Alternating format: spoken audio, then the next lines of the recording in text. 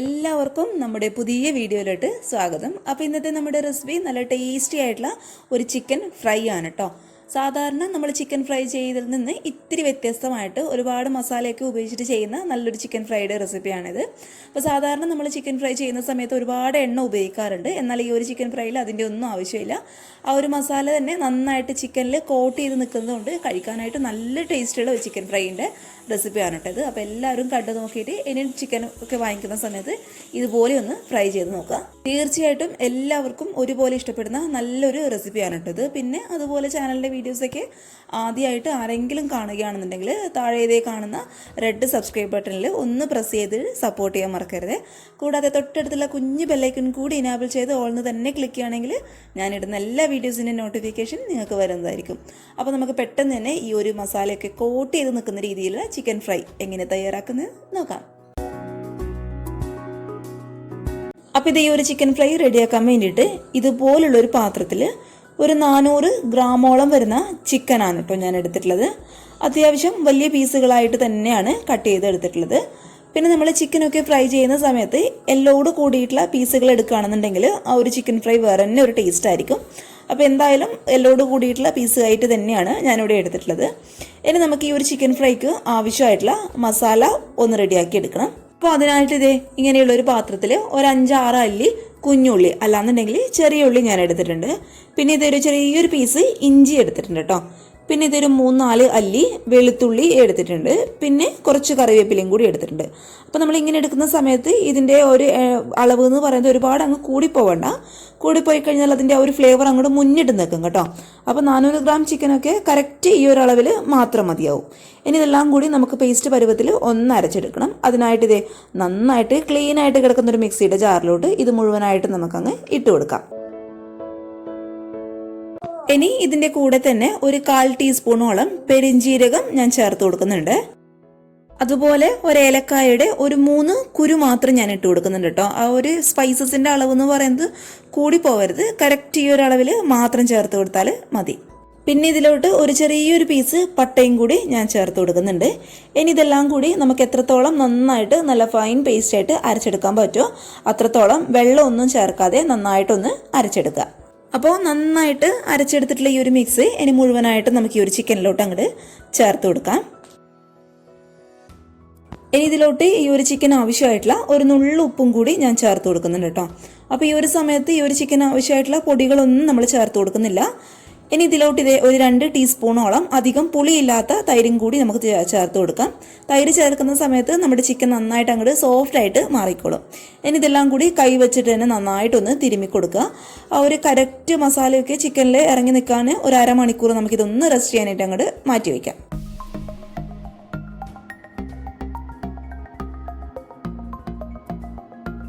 ഇനി ഇതേ ഒരു പാനിൽ ഒരു 3 ടേബിൾ സ്പൂണോളം വരുന്ന വെളിച്ചെണ്ണ ഞാൻ ഒഴിച്ചു കൊടുത്തിട്ടുണ്ട്.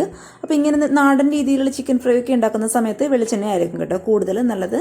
അപ്പോൾ ആ ഒരു വെളിച്ചെണ്ണ നന്നായിട്ടൊന്ന് ചൂടാവുന്ന സമയത്ത് അത് ഏറ്റവും ലോ ഫ്ലെയിമിലോട്ട് മാറ്റി ഒരു 3 ടീസ്പൂണോളം മുളക് പൊടി, അതേപോലെ ഒരു 1/4 ടീസ്പൂണോളം വരുന്ന മഞ്ഞൾപ്പൊടി നമുക്ക് ഇതിലോട്ട് അങ്ങോട്ട് ചേർത്ത് കൊടുക്കാം.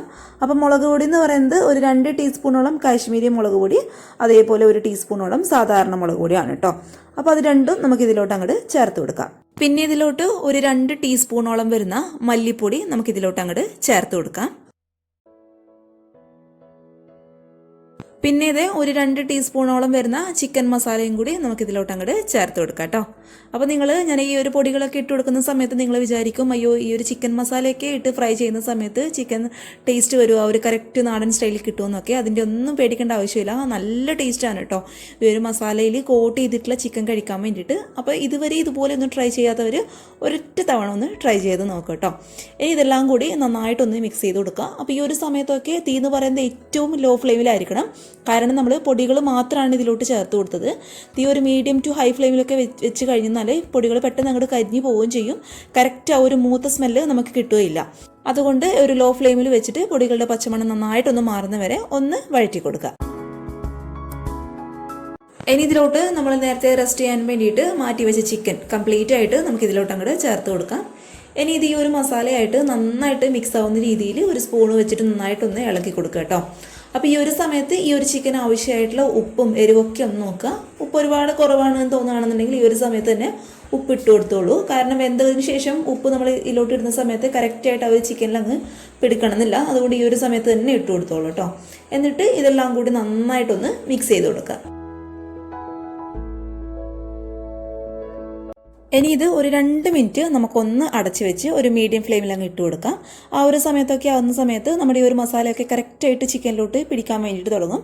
അപ്പോൾ ഈ ഒരു സമയത്ത് ഇതിലോട്ട് എന്ന് പറയുന്നത് വെള്ളം ഒന്നും ഒഴിച്ചെടുക്കേണ്ട ആവശ്യമില്ല കേട്ടോ. അപ്പോൾ ഒരു 2 മിനിറ്റ് നമുക്കിതൊന്ന് അടച്ച് വെച്ചിട്ട് ഒന്ന് വേവിച്ചെടുക്കാം. അപ്പോൾ ആ ഒരു 2 മിനിറ്റ് കൊണ്ട് തന്നെ നമ്മുടെ ഈ ഒരു ചിക്കനിൽ നിന്ന് കറക്റ്റ് വെള്ളമൊക്കെ ഇറങ്ങി വരാൻ വേണ്ടിയിട്ട് തുടങ്ങിയിട്ടുണ്ട്. ഇനി ഇത് നന്നായിട്ട് സ്പൂണ് വെച്ചിട്ട് ഒന്ന് ഇളക്കി കൊടുത്തതിന് ശേഷം നമ്മൾ ഇതിലോട്ട് ചേർത്ത് കൊടുക്കാൻ വേണ്ടിയിട്ട് പോകുന്നത് കറക്റ്റ് 1 ടേബിൾ സ്പൂണോളമുള്ള ചിരകി എടുത്തിട്ടുള്ള തേങ്ങയാണ് കേട്ടോ. പക്ഷെ തേങ്ങ ചേർക്കുമ്പോൾ ശ്രദ്ധിക്കുക, അതിൻ്റെ അളവ് എന്ന് പറയുന്നത് കൂടി പോകാൻ പാടില്ല. കറക്റ്റ് 1 ടേബിൾ സ്പൂണോളം മാത്രം മതിയാകും. അപ്പോൾ ആ ഒരു തേങ്ങയൊക്കെ ഇട്ട് നമ്മൾ ചിക്കൻ ഫ്രൈ ചെയ്തെടുക്കുന്ന സമയത്ത് നല്ലൊരു ടേസ്റ്റാണ് കേട്ടോ. ഇനി ഇതിലോട്ട് ഒരു 1/4 കപ്പോളമുള്ള ഇളം ചൂടുവെള്ളം കൂടി നമുക്ക് ഒഴിച്ചു കൊടുക്കാം. ഒരിക്കലും തണുത്ത വെള്ളം ഒഴിക്കാൻ വേണ്ടിയിട്ട് പാടില്ല, ചൂടുവെള്ളം തന്നെ ഒഴിച്ചു കൊടുക്കുക കേട്ടോ. കാരണം നമ്മൾ ഈ ഒരു മസാല പൊടികളൊക്കെ എണ്ണയിലിട്ടിട്ട് നന്നായിട്ടൊന്ന് വഴറ്റിയെടുത്തതാണ്. അപ്പോൾ നമ്മൾ തണുത്ത വെള്ളം ഒഴിക്കുന്ന സമയത്ത് അതിൻ്റെ ആ ഒരു ടേസ്റ്റ് എന്ന് പറയുന്നത് ആകെ മൊത്തം അങ്ങോട്ട് മാറും. അതുകൊണ്ട് ഒരു ഇളം ചൂടുള്ള വെള്ളം മാത്രം ഒഴിച്ചു കൊടുത്താൽ മതി. ഇനി ഇതെല്ലാം കൂടി നന്നായിട്ടൊന്ന് ഇളക്കി കൊടുത്തതിന് ശേഷം ഇത് ചിക്കൻ വേവുന്ന വരെ നമുക്ക് നന്നായിട്ട് അടച്ച് വെച്ചിട്ടൊന്ന് വേവിച്ചെടുക്കാം. അപ്പോഴത്തേ കറക്റ്റ് ഒരു 5-10 മിനിറ്റ് കൊണ്ടൊക്കെ നമ്മൾ ഒഴിച്ചു കൊടുത്ത വെള്ളമൊക്കെ ഏകദേശം ഒന്ന് പറ്റി ചിക്കൻ നന്നായിട്ടൊന്ന് വെന്ത് വന്നിട്ടുണ്ട്. അപ്പോൾ ഇത് ഇങ്ങനെ കഴിക്കുന്നവർക്ക് ഇങ്ങനെ കഴിക്കാം കേട്ടോ. ഇങ്ങനെ കഴിക്കാനായിട്ടും നല്ലൊരു ടേസ്റ്റാണ്. ആ ഒരു ഗ്രേവിയോട് കൂടി കഴിക്കാൻ വേണ്ടിയിട്ടും നല്ലൊരു ടേസ്റ്റാണ്. പക്ഷേ ഞാൻ നേരത്തെ പറഞ്ഞ പോലെ നമ്മളിതൊന്ന് ചിക്കൻ ഫ്രൈ ചെയ്തെടുക്കുകയാണ് ചെയ്യുന്നത്. അപ്പോൾ ഞാൻ ഈ ഒരു രീതിയിലുള്ള ഈ ഒരു വെള്ളമൊക്കെ ഒന്ന് വറ്റി കറക്റ്റായിട്ട് ആ ഒരു മസാലയൊക്കെ ഒന്ന് കോട്ട് ചെയ്ത് നിൽക്കുന്ന രീതിയിലാണ് കേട്ടോ ഞാനിത് റെഡിയാക്കി എടുക്കാൻ വേണ്ടിയിട്ട് പോകുന്നത്. അപ്പോൾ അത് നിങ്ങളുടെ ഇഷ്ടത്തിനനുസരിച്ചിട്ട് ചെയ്യാം. പിന്നെ നമ്മളിത് തയ്യാറാക്കി എടുക്കുന്ന സമയത്ത് ഇടയ്ക്കിടയ്ക്ക് ഒന്ന് തുറന്ന് നോക്കിയിട്ട് ഒന്ന് ഇളക്കി കൊടുക്കുക കേട്ടോ സ്പൂൺ വെച്ചിട്ട്. കാരണം എന്താണെന്ന് വെച്ചാൽ നമ്മളിതിൽ കുറച്ച് വെള്ളം മാത്രമേ ഒഴിച്ചിട്ടുള്ളൂ, എന്നാൽ കൂടുതൽ മസാലപ്പൊടികൾ ഉപയോഗിച്ചിട്ടുണ്ട് താനും. അതുകൊണ്ട് ഇടയ്ക്കിടയ്ക്ക് ഒന്ന് തുറന്ന് നോക്കിയിട്ട് നന്നായിട്ടൊന്ന് ഇളക്കി കൊടുത്തതിന് ശേഷം ആ ഒരു തീ ഒന്ന് അഡ്ജസ്റ്റ് ചെയ്ത് കൊടുക്കുക. അപ്പോൾ എന്തായാലും നമ്മുടെ ഈ ഒരു ചിക്കനൊക്കെ നന്നായിട്ടൊന്ന് വെന്തിട്ടുണ്ട്. ഇനി നമുക്ക് ഈ ഒരു വെള്ളം ഒന്ന് വറ്റിച്ചെടുക്കണം. അപ്പോൾ ഇനി നമ്മളിത് അടച്ചു വെക്കേണ്ട ആവശ്യമില്ല, തുറന്ന് വെച്ചിട്ട് തന്നെ ഒരു മീഡിയം ഫ്ലെയിമിൽ വെച്ചിട്ട് ആ ഒരു വെള്ളം നന്നായിട്ടൊന്ന് വറ്റിച്ചെടുക്കാം. അപ്പോഴത്തേ നമ്മുടെ ചിക്കനൊക്കെ അത്യാവശ്യം നന്നായിട്ട് ഫ്രൈ ആയിട്ട് വന്നിട്ടുണ്ട്. ആ ഒരു മസാലയൊക്കെ കറക്റ്റായിട്ട് കോട്ടായി നിങ്ങൾക്ക് കാണുമ്പോൾ തന്നെ മനസ്സിലാവുന്നുണ്ടാവും ആ ഒരു ചിക്കൻ്റെ ടേസ്റ്റ് എന്താണെന്നുള്ളത്. നമ്മൾ ചേർത്ത് കൊടുത്ത മസാലപ്പൊടികളൊക്കെ വറ്റി ആ ഒരു ചിക്കനിൽ നന്നായിട്ട് കോട്ടായിട്ട് നിൽക്കുന്ന രീതിയിലുള്ള ഒരു ചിക്കൻ ഫ്രൈ ആണ് ഇട്ടത്. നല്ല ടേസ്റ്റാണ് കഴിക്കാൻ വേണ്ടിയിട്ട്. നമുക്ക് ചപ്പാത്തിയുടെ കൂടെ ആയാലും അതേപോലെ പൊറോട്ട, ചോറിൻ്റെ കൂടെയൊക്കെ കഴിക്കാനായിട്ട് ഒരു സൂപ്പർ ടേസ്റ്റുള്ള ചിക്കൻ ഫ്രൈ ആണ് കേട്ടോ. നമുക്ക് സ്റ്റവ് അങ്ങോട്ട് ഓഫ് ചെയ്ത് കൊടുക്കാം. അവസാനമായിട്ട് കുറച്ച് കറിവേപ്പിലയും അതേപോലെ ഒരു പച്ചമുളക് ഒന്ന് കീറിയിട്ടതും കൂടി ഞാൻ ചേർത്ത് കൊടുക്കുന്നുണ്ട്. അപ്പോൾ അങ്ങനെ ചേർക്കുന്ന സമയത്ത് ആ ഒരു പച്ചമുളകിൻ്റെ ഫ്ലേവറും കൂടി വരുമ്പോൾ നമ്മുടെ ചിക്കൻ ഫ്രൈക്ക് ഒരു പ്രത്യേക ടേസ്റ്റ് ആയിരിക്കും. അപ്പോൾ ഇതൊരു 5 മിനിറ്റ് ഒന്ന് അടച്ച് വെച്ചതിന് ശേഷം നമുക്ക് സേവ് ചെയ്യാം കേട്ടോ. അപ്പോൾ ഇത് ഇത്രയേ ഉള്ളൂ നമ്മുടെ ചിക്കൻ ഫ്രൈ എന്ന് പറയുന്നത്. നന്നായിട്ട് മസാലയൊക്കെ പരണ്ടിരിക്കുന്ന ഒരു ചിക്കൻ ഫ്രൈ ആണ്. നിങ്ങൾ ഇതുവരെ ഇതുപോലെ ട്രൈ ചെയ്യാത്തവർ ഉറപ്പായിട്ടും ഒരു തവണയെങ്കിലും ഒന്ന് ട്രൈ ചെയ്ത് നോക്കുക. പിന്നെ നിങ്ങൾ ഇതുപോലെ തന്നെ മാത്രമേ ട്രൈ ചെയ്യും കേട്ടോ. അത്ര ടേസ്റ്റാണ് ഇത് കഴിക്കാൻ വേണ്ടിയിട്ട്. ഇത് നമുക്ക് ചോറിൻ്റെ കൂടെയും ചപ്പാത്തിയുടെ കൂടെയും അല്ലാന്നുണ്ടെങ്കിൽ പൊറോട്ട കൂടെ, നെയ്പത്തിരി, പുട്ട് എന്തിൻ്റെ കൂടെയും നന്നായിട്ട് ബെസ്റ്റായിട്ട് കോമ്പിനേഷനായിട്ടുള്ള ഒരു അടിപൊളിയായിട്ടുള്ള ചിക്കൻ ഫ്രൈ ആണ്. തീർച്ചയായിട്ടും എല്ലാവരും ഒന്ന് മറക്കാതെ ട്രൈ ചെയ്ത് നോക്കുക. ട്രൈ ചെയ്ത് നോക്കിയിട്ട് നിങ്ങളുടെ അഭിപ്രായങ്ങൾ കമൻറ്റ് ബോക്സിൽ വന്നറിയിക്കുക കേട്ടോ. പിന്നെ ചാനലിലെ വീഡിയോസൊക്കെ കണ്ട് ഇഷ്ടപ്പെടുകയാണെന്നുണ്ടെങ്കിൽ മറക്കാതെ ലൈക്ക് ബട്ടണിൽ ഇപ്പം തന്നെ ഒന്ന് പ്രസ് ചെയ്തോളൂ. അതേപോലെ ഈ ഒരു വീഡിയോ കണ്ട് ഇഷ്ടപ്പെടുകയാണെന്നുണ്ടെങ്കിൽ താഴെ കാണുന്ന റെഡ് സബ്സ്ക്രൈബ് ബട്ടൺ ഒന്ന് പ്രസ് ചെയ്ത് തൊട്ടടുത്തുള്ള കുഞ്ഞ് ബെല്ലൈക്കൺ കൂടി ഇനാബിൾ ചെയ്ത് ഓൾന്ന് തന്നെ ക്ലിക്ക് ചെയ്യുകയാണെന്നുണ്ടെങ്കിൽ ഞാനിടുന്ന വീഡിയോസിൻ്റെ നോട്ടിഫിക്കേഷൻ നിങ്ങൾക്ക് വരുന്നതായിരിക്കും. പിന്നെ ഈ ഒരു വീഡിയോ ഇഷ്ടപ്പെട്ടാൽ നിങ്ങളുടെ ഫാമിലിയും ഫ്രണ്ട്സൊക്കെ ആയിട്ട് പറ്റുകയാണെന്നുണ്ടെങ്കിൽ ഒന്ന് ഷെയർ ചെയ്ത് കൊടുക്കുക. അതുപോലെ എൻ്റെ ഫേസ്ബുക്ക് പേജും ഇൻസ്റ്റാഗ്രാമും ഒന്ന് ഫോളോ ചെയ്യോട്ടെ. എല്ലാത്തിൻ്റെ ID താഴെ ഡിസ്ക്രിപ്ഷൻ ബോക്സിൽ ഞാൻ കൊടുക്കാം. അപ്പോൾ നാളെ ഒരു നല്ല വീഡിയോ ആയിട്ട് കാണും വരെ thank you for watching Simna's food world. By.